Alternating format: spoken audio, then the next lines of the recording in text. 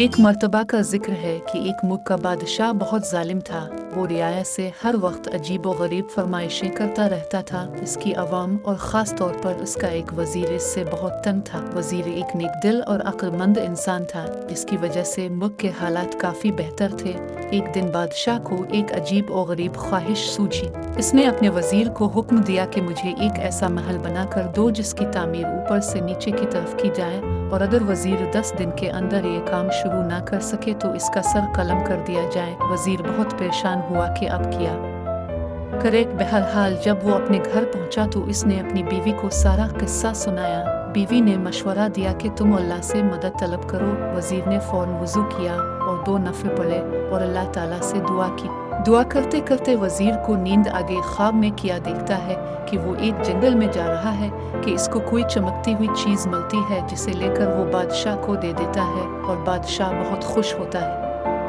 सुबह वज़ीर ने अपनी बीवी को सारा ख्वाब सुनाया तो बीवी ने फ़ौरन कहा कि जंगल की तरफ जाओ, वहाँ से तुम्हें मदद मिलेगी। वज़ीर ने अगले दिन रख्त सफ़र बांधा और जंगल की तरफ निकल पड़ा। वो थोड़ा बहुत आराम करता और फिर चल पड़ता। चलते चलते इसको 5 दिन हो गए, लेकिन कुछ कामयाबी ना मिली। तो इसने सोचा कि चलो अब वापस चलते हैं, इस मसले का कोई हल नहीं। जब वो वापस मुड़ने लगा तो अचानक इसकी नज़र एक खरगोश पर पड़ी, जो बेचारा शिकंजे में फंसा हुआ था। नेक दिल वज़ीर ने फ़ौरन शिकंजा से खरगोश को आज़ाद कराया और फिर वापस मुड़ने ही लगा था कि एक आवाज़ आई थे, नेक दिल इंसान तुम्हारा बहुत शुक्रिया। वज़ीर हैरत से मुड़ा तो किया देखता है कि एक छोटा सा बोना खड़ा है।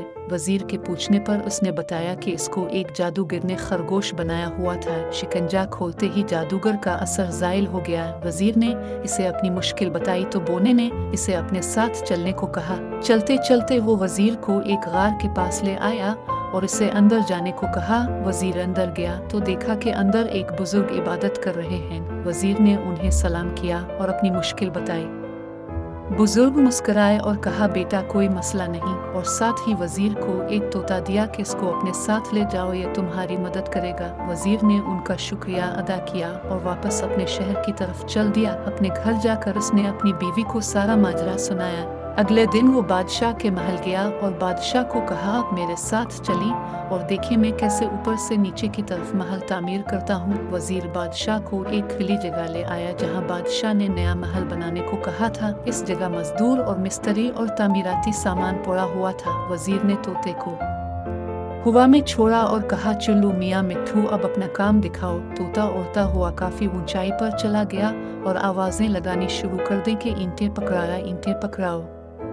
बादशाह ये सुनकर गुस्सा में आ गया और वज़ीर को कहा, भला इतनी ज़्यादा ऊंचाई पर कोई ईंट कैसे पहुंचाएगा। वज़ीर ये सुनकर बोला, हुजूर वाला, अगर इतनी ऊंचाई पर ईंटें नहीं पहुंचाई जा सकती तो ऊपर से नीचे तामीर कैसे की जा सकती है।